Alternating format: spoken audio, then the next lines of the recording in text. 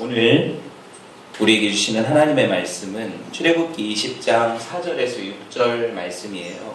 우리 출애굽기 20장 4절에서 6절까지 말씀 한 목소리로 한번 합독해 보도록 하겠습니다.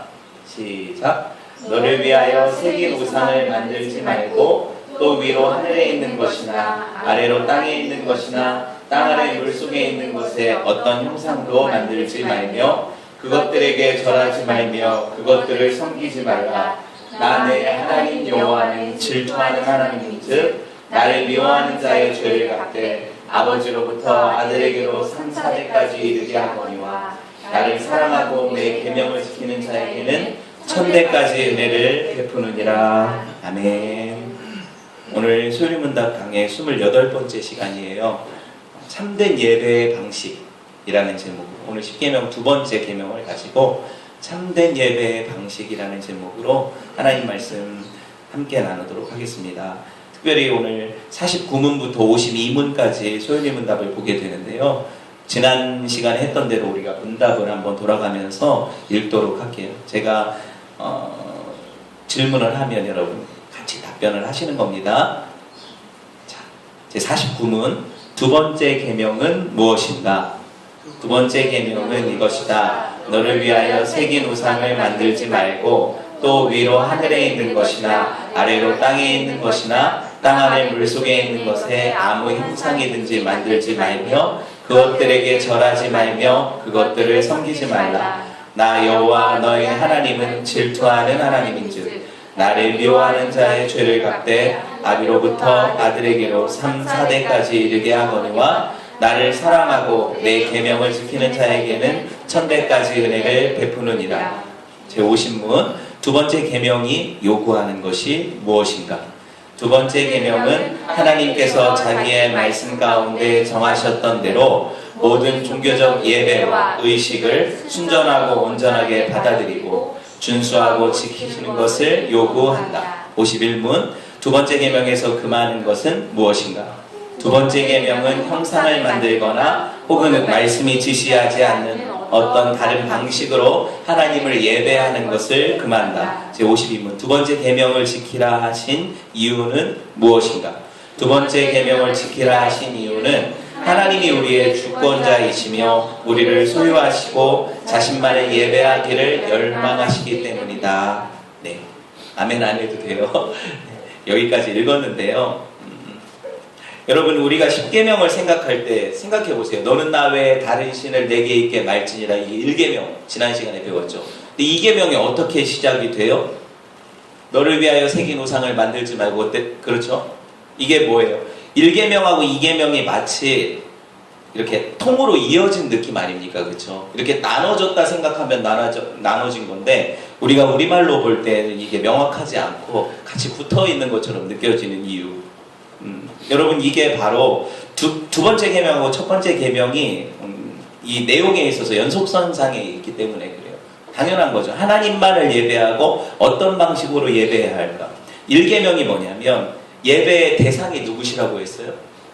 오직 유일하신 하나님만이다. 이게 1계명이에요. 아시겠죠? 그러면 뭐예요?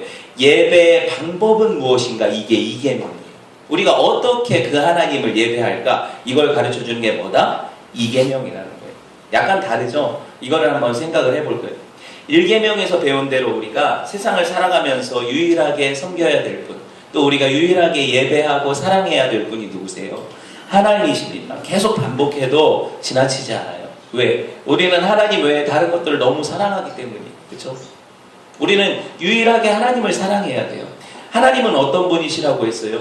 우리를 질투하기까지 사랑하신다고 했어요. 내가 사랑하지 않으면 내가 사랑하는 그 사람이 다른 사람을 사랑하든 말든 질투하지 않아요. 내가 진짜 사랑하니까 내 아내가 내 남편이 다른 여자 다른 남자 바라보는 걸 못 참는 거죠. 이게 질투하는 사랑 아닙니까? 질투가 안 일어나요? 상관없어요. 가도 돼요? 이건 사랑이 아니라고 했잖아요. 그렇죠? 하나님은 우리를 얼마나 사랑하시냐면 우리가 나뉜 사랑, 혼합적인 사랑, 이런 사랑을 다른 신에게 줄 때 하나님도 사랑하고 다른 세상도 사랑합니다. 이럴 때 하나님은 이걸 참지 못하십니다. 넌 온전히 나만 사랑해라. 이렇게 얘기하신다는 거예요. 여러분 보세요. 그렇다면 우리가 어떻게 하나님을 사랑해야 될까요? 이거 우리가 배워야 되는 거죠. 사랑에는 원칙이 있어요. 사랑의 언어라는 거 들어보셨어요? 여러 가지 사랑의 언어가 있다고 하죠. 어떤 사람은 선물을 받는 거를 저 사람이 나한테 선물을 주면 나를 사랑한다고 느끼는 혜인이 같은 사람이 있어요. 그렇죠? 근데 어떤 사람은 내가 하는 일을 도와주는 것을 사랑으로 여기고, 어떤 사람은 나한테 이런저런 이야기들을 해주는 것을 사랑으로 느끼고, 많은 차이가 있죠. 그렇죠? 여러 가지 사랑의 방식이 있어요. 그러면 보세요. 내가 저 사람이 나를 사랑한다고 느끼는 것은 어떤 방식으로 그 사람이 나를 대할 때일까요? 내가 사랑을 느끼는 그 방식, 내가 받기를 원하는 그 사랑, 맞죠? 그럴 때 저 사람이 나를 진짜 사랑하는구나. 그러니까 사랑하는 사람한테 맞춰줘야지. 내가 원하는, 그러니까 나는 이렇게 사랑하는 사람이니까 넌 이런 사랑 받아 하면서 계속 막 말만 한 시간 동안 하고 이러고 사랑한다고 하면 저같이 그러면 느낄 때 사랑이라고 상대방이 느낄까요? 안 느낄까요? 못 느낀다는 거예요. 상대방의 언어로 사랑해야 된다는 거예요. 제가 왜 이야기를 하냐면, 우리가 하나님을 사랑합니다. 우리가 하나님을 예배하기 원합니다. 이럴 때 누가 어떤 방식으로 하나님을 예배해야 될까? 내 원하는 대로가 아니라 하나님이 정하신 방식대로 예배하고 하나님을 섬겨야 된다. 이 얘기라는 거예요. 시금석은 이거예요. 뭐냐면 우리가 하나님을 예배할 때 이게 정말 하나님이 받으시고 기뻐하시는 예배인가? 아니면 내 어떤 기분에 도취되어서 막 찬양하고 좋으니까 뛰고 날뛰면서 하나님 예배, 내 기분에 위안을 받는 예배인가? 이걸 여러분 쉽진 않겠지만, 그렇죠? 이거를 분별할 수 있어야 돼요. 내가 좋아서 드리는 것은 자기 만족이죠. 내 감정에 도취돼서 혼자 만족해 하다가 하나님은 받지도 않으시는 예배 드리고 갈 수도 있다는 거죠. 물론 둘 다 만족한 예배라면 얼마나 좋겠어요. 근데 제가 지금 얘기하는 방식은 이거예요. 수많은 교회들과 수많은 사람들이 어떤 예배를 드리냐면 스스로를 위안하고 만족하는 예배를 드린다는 거예요. 그들의 예배의 형식과 예배의 어떤 내용에 있어서 이거를 속일 수가 없어요. 그래서 왜 이렇게 얘기합니까? 오늘 예배는 은혜가 없었어. 자, 보세요. 오늘 예배는 뭐랄까요? 느낄 때 너무 이렇게 기분이 자기가 생각할 때 하나님의 임재도 안 느껴지고, 여러분 그걸 어떻게 합니까? 그냥 이렇게 느껴져요. 하나님 임재하시면은 내가 하나님과 이렇게 이 시간에 예배했다는 것이 그렇게 쉽게 느껴져요. 여러분 그렇게 우리가 생각하면 쉽게 말해서 엄청난 혼란이 생겨요. 여러분 보세요. 얼마나 많은 예배가 드려집니까? 우리가 한 주에도, 그렇죠? 많은 교회들이 예배해요. 하지만 여러분 보세요. 그 예배 가운데 하나님이 진정으로 기뻐하시는 예배가 있고 하나님이 받지 않으시는 예배도 있을 수 있다는 사실, 안타깝게도 있다는 거예요. 얼마나 우리가 우리를 속이는지를 돌아봐야 돼요. 물론 중요한 게 뭐예요? 형식보다 내용, 형식보다 중심, 우리 마음이 우선이라는 사실을 저는 부인하지 않아요. 아무리 하나님이 원하시는 방식으로 예배했다고 해도 마음이 빠져버린 예배가 무슨 예배겠어요. 그렇죠? 맞죠? 그런데 보세요. 내가 마음을 들여서 예배한다고 해도 하나님이 기뻐하시지 않는 방식의 예배가 있을 수 있다는 거예요. 나는 똑바로 하나님을 예배하고 싶지만 제대로 가르침받지 못하고 배우지 못해서 예배를 잘못된 방식으로 드릴 수도 있다는 거예요. 소위 말해서 그 바알 아세라 섬기던 사람들이 자기 몸을 자해하면서 예배했을 때 그게 보기 좋았단 말이죠. 그래서 자기도 하나님 앞에 나올 때 막 이렇게 자해하면서 예배한다면 하나님 기뻐하는 예배일까요? 아니죠. 하나님 제정하신 방식이 아니잖아요. 제가 얘기하는 방법 여러분이 이해를 하셔야 돼요. 형식보다 중심이 우선이라는 말이 맞지만 우리 중심이 바르다면 우리는 반드시 하나님이 원하시는 방식으로 예배해야 된다. 이게 더 맞죠. 이걸 여러분 기억하셨으면 좋겠고요. 자, 수많은 교회들과 사람들이 늘 자기 방식대로 하나님을 예배하는 것이 안타깝죠. 그래서 우리가 하나님을 온전히 예배하기 위해서 정말로 하나님을 사랑하기 때문에 내가 예배한다면 내 방식을 버릴 자세를 가져야 돼요.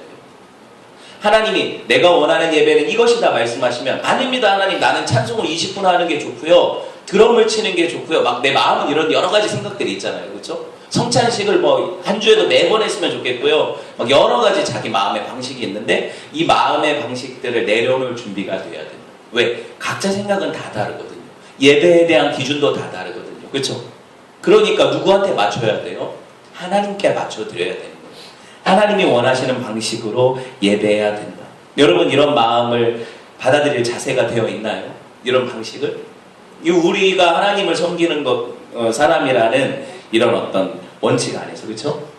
하나님이 섬김 받으셔야 되니까 하나님이 원하시는 방식으로 예배해야 된다. 꼭 공적인 예배만을 얘기하는 게 아니에요.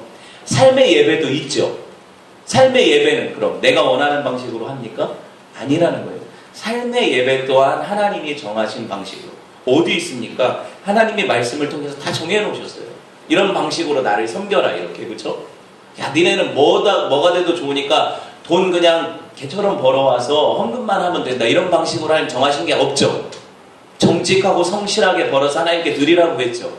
이게 하나님의 삶의 예배의 방식을 정한 것 아닙니까? 그렇죠? 모든 것들이 그래요. 모든 것들이. 우리가 생각을 해볼게요. 사무엘상 16장 22절 말씀 보면 이런 말씀 있어요. 제사보다 하나님이 뭘 원하신다? 순종을 원하신다. 이거를 이렇게 생각해 볼 수 있어요. 하나님께 백날 첫날 예배해도 내 중심이 들여지지 않고 또 하나님이 기뻐하는 방식이 아니라면 이거는 하나님이 기뻐하는 예배가 될 수 없을 수 있다. 그렇죠? 말이 계속 어려워요. 소요리 문답 52문이 똑같은 말을 하고 있어요. 보세요. 두 번째 계명을 지키라 하신 이유가 뭐냐? 하나님이 우리의 주권자시다. 누가? 하나님이 주인이시다. 우리의 소유자시다. 그렇죠? 하나님이 주인이시다. 그렇기 때문에 하나님을 예배하기를 원하신다. 당신만을 예배하기를 원하신다. 그렇기 때문에 우리가 하나님을 올바른 방법으로 예배해 드려야 된다. 이렇게 하나님이 원하시는 방식으로 예배해야 된다는 거예요. 주권자시니까. 이거를 기억해야 된다. 자, 여러분 하나님께서 예배의 방식으로 이게 주셨어요? 안 주셨어요? 주셨어요. 주셨으니까 이렇게 얘기하시는 거죠. 구약시대를 한번 생각해 볼까요? 이스라엘 백성들한테 하나님이 어디서? 시내산에서 뭘 주셔요? 율법을 주셔요. 기억나세요? 같이 공부했잖아요. 율법을 주실 때 거기 10계명만 주신 게 아니죠. 예배 또 그 성막을 어떻게 짓는지 이런 것들 다 주셨어요. 예배의 방식을 한번 생각해 볼게요. 율법에는 제사법이 포함되어 있어요. 다시 말하면 제사는 지금의 예배죠. 그때 우리가 기억나는 게 뭐예요? 예배의 집례자가 누구다? 제사장이라고 했잖아요. 레위지파 제사장들. 그때 하나님 정하신 방식이죠. 레위지파 제사장이 아닌 사람이 예배하면 하나님이 받지 않으시겠다는 거였잖아요. 그쵸? 또 한 가지 생각해 볼까요? 재물. 야, 나는 돼지고기가 맛있다. 하나님 삼겹살 좋아하실 거 아니에요? 이렇게 하면 하나님이 부정한 짐승이라고 드리지 말라는 돼지고기를 드리면 기뻐하실까요? 내가 좋다고? 아니죠. 하나님이 소나 양이나 비둘기나 정결한 짐승들을 정하셨죠. 내가 볼 때는 학이 더 이뻐. 비둘기보다는 학이 더 귀해. 귀한 거 드린다고 드리면 기뻐할까요? 아니라는 거예요. 하나님이 정하신 방식, 정하신 예물이 있다는 거예요. 그런 방법은 난 삶아 드리는 게 좋아. 아무래도 요새는 이렇게 동물성 기름이 좀 빠져야 되니까 삶는 게 어떨까? 아니요. 하나님이 태워드리라고 했잖아요. 방식은 누가 정하셨다? 하나님이 정하셨다. 재물 누가 정하셨다? 하나님이 정하셨다. 예배 드리는 집례자를 누가 정하셨다? 하나님이 정하셨다. 이걸 다 무시하면 어떻게 해요? 이건 원리가 있는 거예요. 아시겠어요? 원리가 있는 거예요.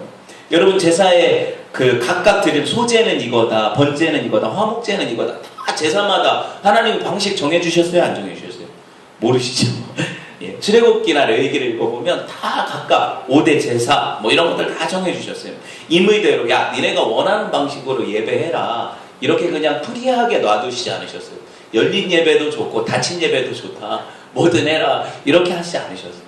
하나님이 예배의 방식, 예배의 원리 이거를 정해주셨다. 그렇다면 우리가 하나님을 참되게 예배하려면 하나님이 정하신 예배의 원리대로 방식대로 예배해야 된다.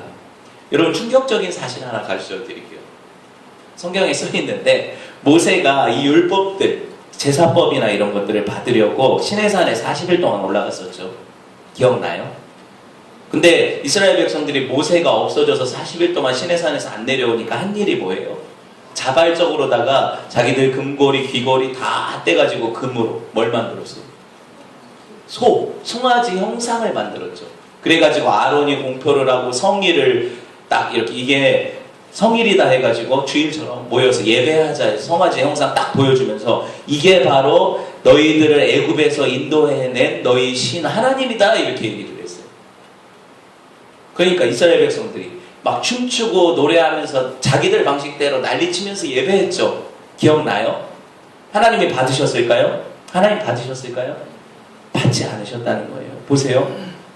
여러분, 이 사람들이 왜 이런 예배를 했을까? 저는 그들을 한번 이해해 보려고 노력을 했어요. 그들이 살던 세계가 어딥니까? 이 애굽이라는 세계에서 400년을 살았잖아요. 뿌리 깊은 우상 숭배가 그 안에 없었을까요? 애굽은 다신교 국가죠. 수많은 신들이 존재하죠. 여러분, 소의 신이 아피스라고 애굽의 한 신이에요.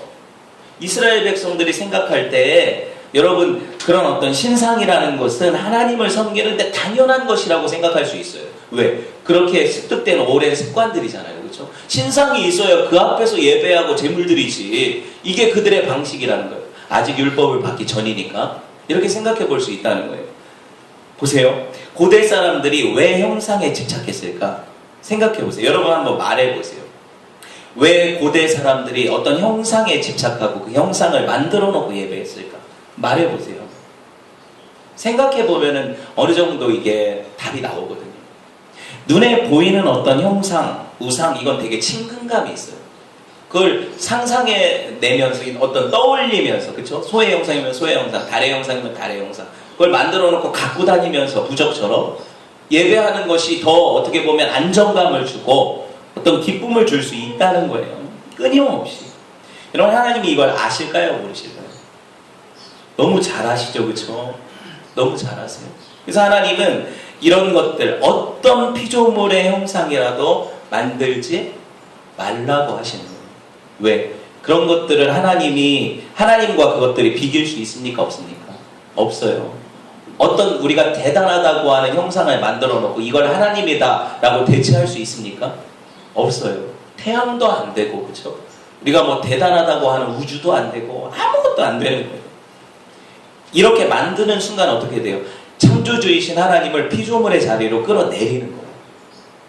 그럼 우리가 이렇게 하나님을 예배할 수 없다는 거예요. 하나님은 형체가 있으십니까? 하나님은 영이시다 그랬어요. 우리 배웠잖아요. 하나님은 영이시라는 사실은 형체가 없으시다는 거예요. 그분은 또한 영원하고 무한하고 불변하시는 영이시다 그랬어요. 그렇죠? 우리가 그분의 속성을 안다면 감히 어떻게 형상으로 나타낼 수 있습니까? 솔로몬이 참 착한 의도를, 물론 다윗부터 하나님을 위한 성전을 봉헌했어요. 그렇죠? 되게 멋있고 화려하게 그 당시 최고로 지었어요. 그러면서 여러분 열왕기상 8장 27절이 뭐냐면 하나님께 솔로몬이 성전을 봉헌하면서 드린 기도거든요. 같이 읽어봅시다. 시작. 하나님이 참으로 땅에 거하시리까 하늘과 하늘들의 하늘이라도 주를 용납하지 못하겠거든 하물며 내가 건축한 이 성전이오리까. 솔로몬이 참 지혜왕 맞죠? 하나님은 제가 아무리 화려하고 대단한 건축물로 성전을 지어서 이 당시 이만한 건물이 없다 하더라도 감히 이 성전은 하나님을 가두어 둘 수 없습니다. 이게 믿음의 고백 아닙니까? 하나님이 어떤 분이신데 온 우주라도 하나님을 담을 수 없는데 맞죠? 내가 만든 이 성전이 뭐라고 하나님이 여기를 무슨 집처럼 거하시겠습니까? 나는 감당할 수도 없습니다. 여러분 이렇게 고백하는 그 성전 위에 하나님 임재하십니다. 이렇게 고백하는 성전 위에 임재하신다는 거예요. 하나님이 거기가 좋아서 야 성전 잘 졌다. 타워팰리스 같네. 내 여기서 좀 살고 싶다. 이렇게 오시는 게 아니죠. 하나님은 별들 사이에 거하시는 분이죠. 성경이 표현할 수가 없으니까 하나님에 대해서 이렇게 얘기하세요. 이렇게 얘기하시는 거예요. 여러분 다시 말해서요. 우리가 광대하신 하나님을 생각할 때 어떤 형상을 만든다는 건 이런 거예요. 내가 소유하고 다닌다. 내가 원할 때 꺼내 쓴다. 램프의 지니 아시죠? 내 소원 들어주는 신. 우리 아이들 말로 하면 포켓몬 갖고 다니면서 꺼내가지고 필요할 때 사운드 시킬 수 있는, 그렇죠? 이런 것들, 여러분 이런 것이 하나님이 아니라는 거죠. 여러분 보세요. 하나님이 주권자이시다 얘기했죠. 그리고 그분이 우리를 소유하고 계시다 얘기했어요. 우리가 하나님을 소유하고 다니는 게 아니에요.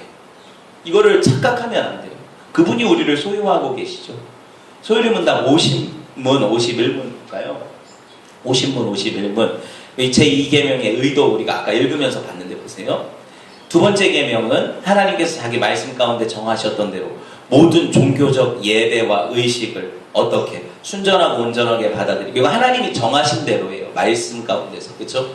이거 아니면 다른 것을 받아들여서 다른 신을 섬기는 방식이 더 예뻐 보이니까, 그거 좋아 보이니까 받아들여서 해라 하지 않으셨어요. 아무리 대단한 게 나타나도 그렇게 하지 말라 하셨어요. 말씀 가운데 계시한 대로 순전하게 받아들이고 그렇게 예배해라. 두 번째 계명의 51문 보면은 형상 만드는 거 하나님이 금지하신다. 그렇죠? 말씀이 지시하지 않은 어떤 다른 방식으로 예배하는 거 하나님이 절대로 받지 않으신다. 기뻐하지 않으신다. 그럼 우리는 뭐 해야 돼요? 말씀이 지시하는 예배가 뭘까? 이걸 공부하고 그렇게 예배하도록 노력해야 되겠죠.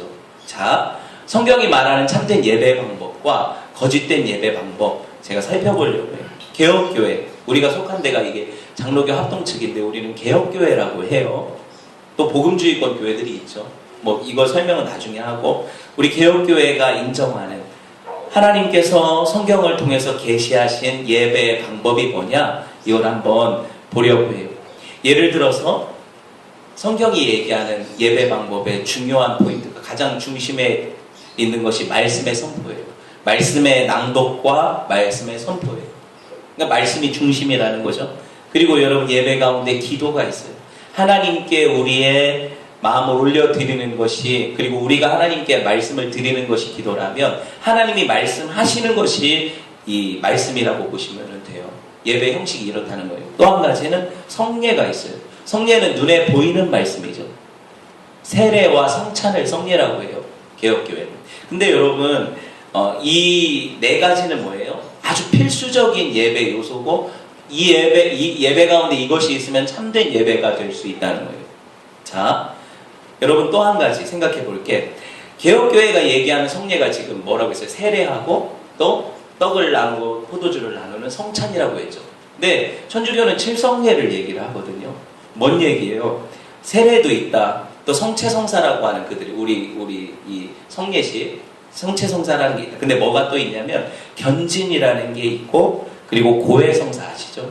그리고 병자에 대한 병자성사가 있고, 성품 이런 어떤 그 품계를 주는 성품성사가 있고, 또 한 가지가 혼인성사가 있고, 이런 성사들이 있는데, 여러분 이거를 다 우리는 성경에서 볼 수가 없기 때문에 인정하지 않아요. 그래서 두 가지 성례만 인정한다는 거예요. 그냥 차이가 이렇다는 것만 아시고, 중요한 건 아니니까. 그러면 이런 건 한번 생각해 볼까요?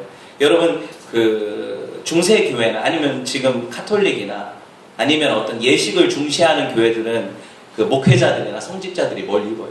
예복을, 가운을 입죠.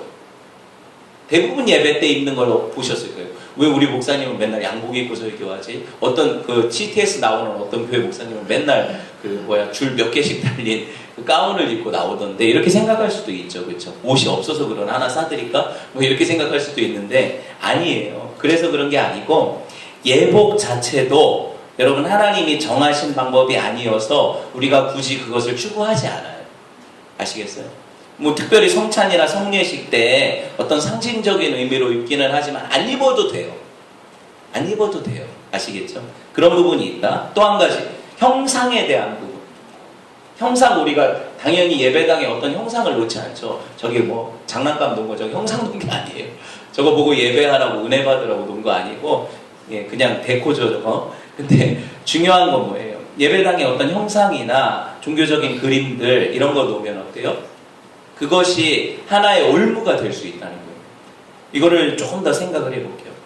여러분, 이것이 잘못된 거다, 필요하지 않다 이렇게 얘기하면서도 우리 예배 가운데 이런 것들에서 결코 자유할 수 없다는 사실을 제가 좀 이렇게 이야기를 하려고 해요. 한 가지 질문을 제가 던질게요. 어떤 그림이 되었든 예수님의 초상화를 한 번이라도 보신 분, 예수님의 얼굴을 나타낸 그림을 보신 분, 거의 대부분 다 보셨을 거예요. 그렇죠? 예수님의 기독교 서점만 가도 널렸잖아요. 그렇죠? 예. 여러분 성경책, 어떤 성경책은 그림 예수님 얼굴도 나오고 그래요. 그렇죠? 예. 어떤 교회는 예배당에도 예수님 초상화가 붙어있는 예배당들도 있어요. 여러분, 우리가 이런 것들을 조심해야 되는데, PPT 같은 데도 배경에 가끔 예수님이 양을 안고 나타난다거나 그죠? 이런 것들을 우리가 볼 수가 있고, 달력, 뭐 특별히 제일 많이 그림에 나타나는 게 주일학교 공과겠죠. 왜? 애들이 글로만 써 있으면 잘 안 읽고 흥미가 없어 하니까 이 시청각 교육 때문에, 그쵸? 예수님을 그림으로 표현하기도 하고 그래요. 그런데 여러분 보세요. 이런 교육을 위한 또 부득이한 어떤 목적으로 사용되었다 하더라도 이게 옳은 건 아니에요. 옳은 게 아니에요. 왜 옳은 게 아니냐면 이런 것들은 예수님을 어떤 특정한 이미지에 고착시켜요.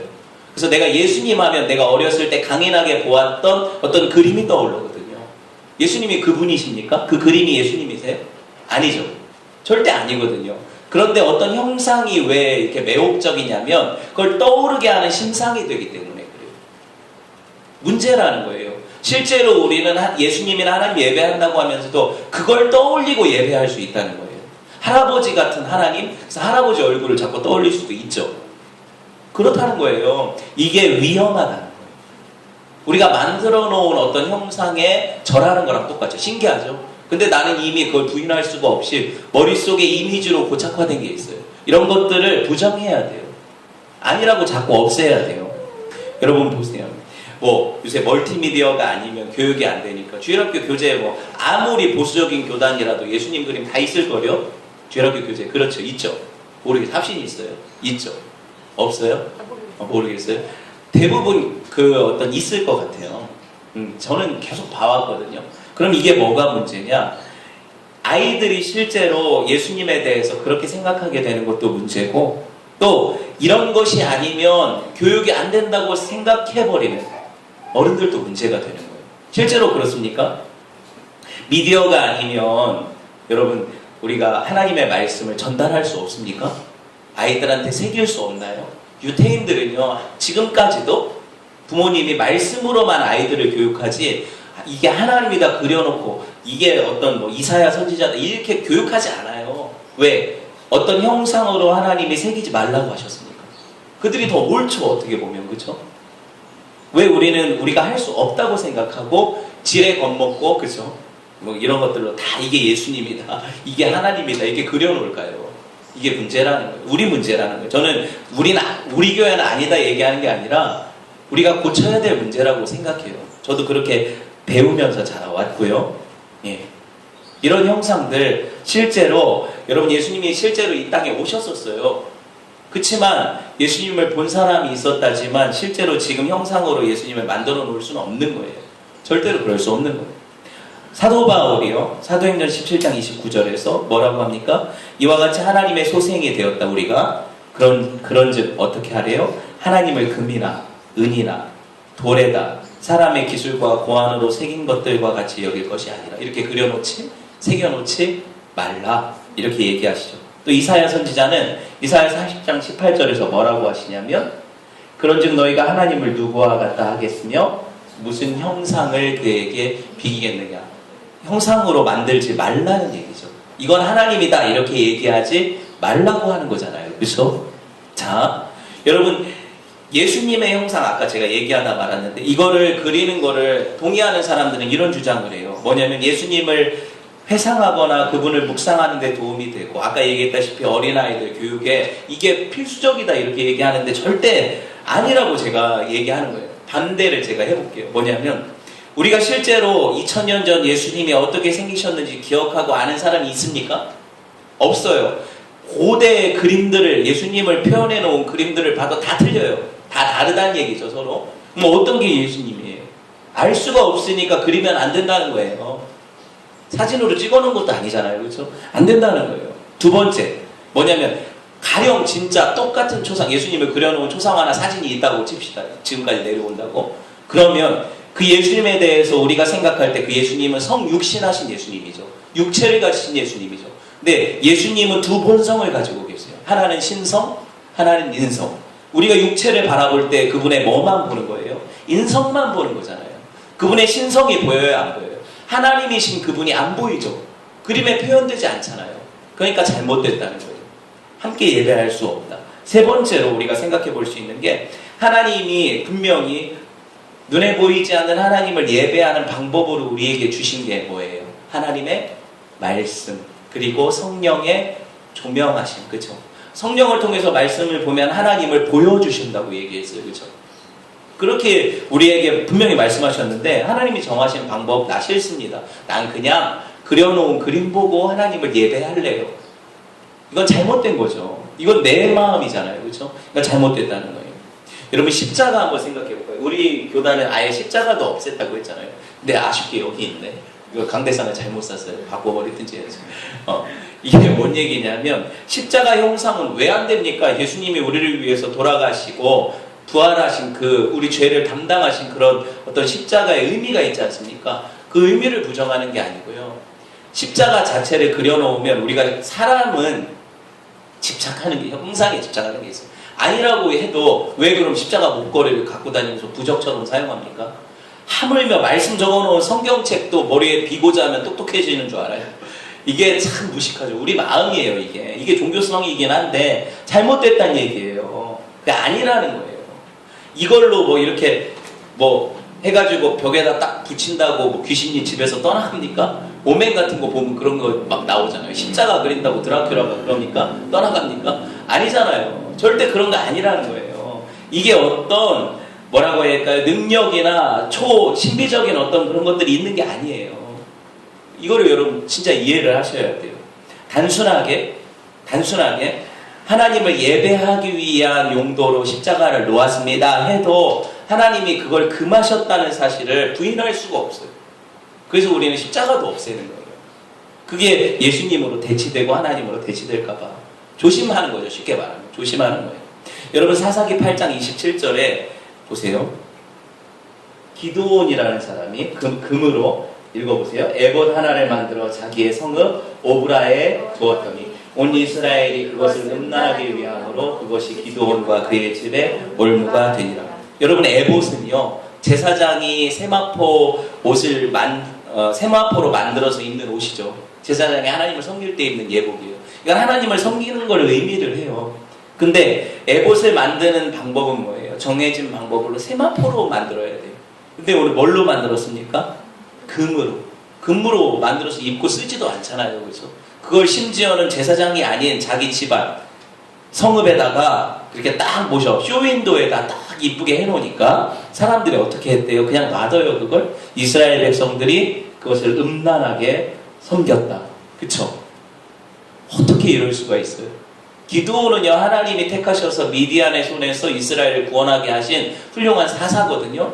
근데 기드온도 이런 실수를 했고 사람들은 기드온이 만들어 놓은 그 에봇에다가 이걸 하나님이라고 생각하고 섬겼다는 거예요. 이 종교성 아시겠어요?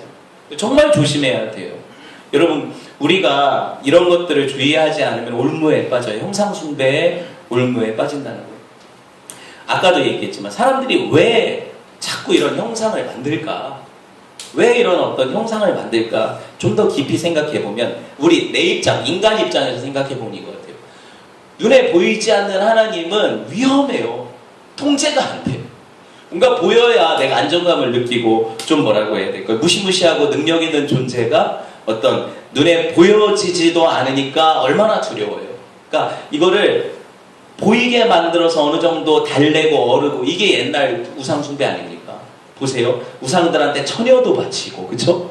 어떤 거 만들어 놓고 거기다가 정한수도 떠놓고 뭐 음식도 조공도 바치고 막 이러잖아요. 왜? 그 신이 진노하지 말라고 달래느라고 그쵸? 이거 여러분 보세요. 이런 불안한 심리가 여러분 사람으로 하여금 형상을 섬기게 만든 거예요. 근데 아니라고요. 이렇게 하면 안 된다는 거예요. 절대로 그걸 만들어 놓는다고 해서 우리가 하나님을 통제하거나 장악할 수 있습니까? 없습니까? 없다는 거죠. 하나님이 우리의 주권자시니까 절대 안 돼요. 여러분 또 한 가지 생각해 볼 수가 있는 게 뭐냐면 하나님이 자기의 형상을 금지시킨 이유 하나님이 왜 그럼 형상을 금지시켰을까? 하나님은 아까 우리 솔로몬 성전에서 기도한 것처럼 하나님은 어떤 피조물 안에 갇히실 수 있는 분이 아니에요. 하나님은 정말 광대하신 분이세요. 그러니까 모든 우리가 하나님을 이곳에 오십시오 이렇게 찬양하지만 사실 이 안에 하나님이 갇혀있지 않으세요. 내 마음에 오십시오 할 때도 내 마음 안에 갇혀있지 않으세요. 그거를 잊지 않고 생각해야 돼요. 그러니까 두 가지를 다 생각해야 되죠.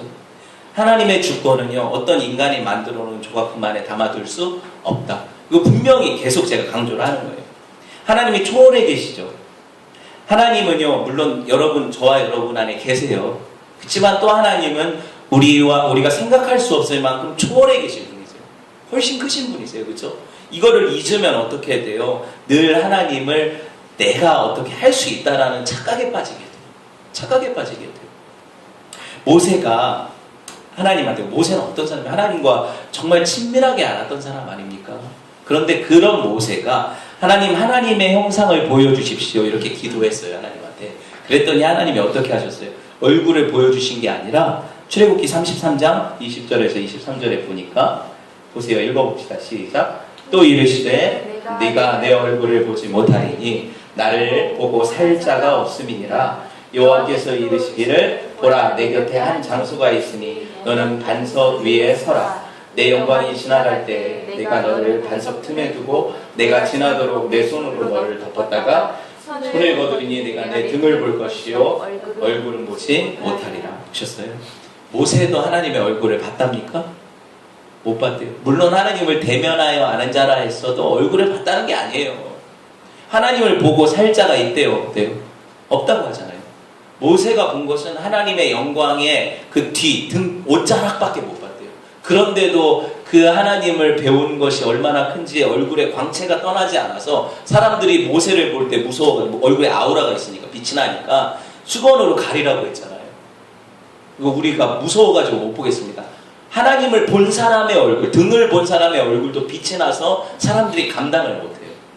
그러니 어떻다는 거예요? 우리는 수많은 경우에 더 쉬운 방법으로 하나님을 만나기를 원합니다.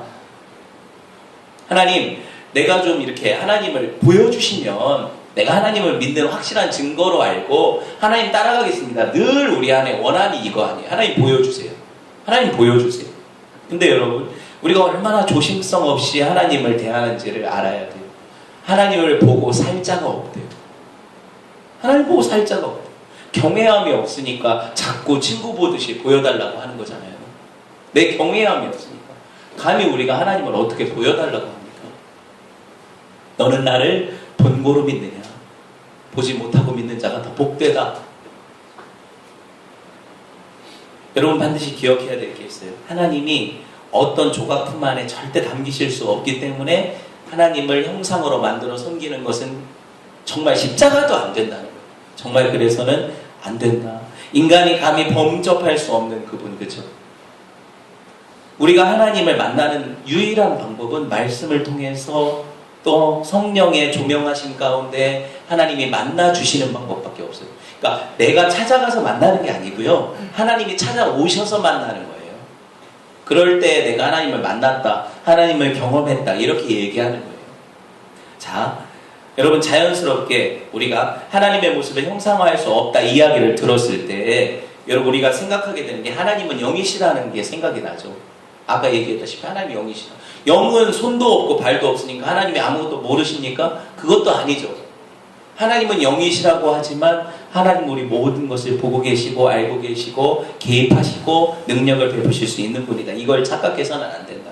그리고 하나님은 영이시다 할 때 아까 그러면은 형상을 만지지 말라 했으니까 형상, 육에 속한 것은 악하고 영은 선하다? 이거 이분법이에요. 또 그것도 아니에요. 자꾸 이런 얘기하면 헷갈리죠. 어쩌라는 거야. 육체도 선하고 하나님 만드신 모든 게 선해요. 다만 하나님 자신을 그 형상, 육체 안에 가두지 말라는 얘기예요. 그렇게 하지 말라는 거예요. 그게 악하다는 얘기가 아니고 육체 자체가. 또 한 가지는 여러분 보세요. 하나님이 아까 이제 마지막 부분이 그건데 하나님이 영이시라고 해서 여러분 하나님이 뭐라고 해야 될까요? 인간이 볼 수 있는 모습으로 자신을 이렇게 나타낼 수 없다 이런 얘기도 아니에요. 하나님은 인간이 볼 수 있는 모습으로 자기를 나타내실 수도 있어요. 진짜 헷갈리죠 이제?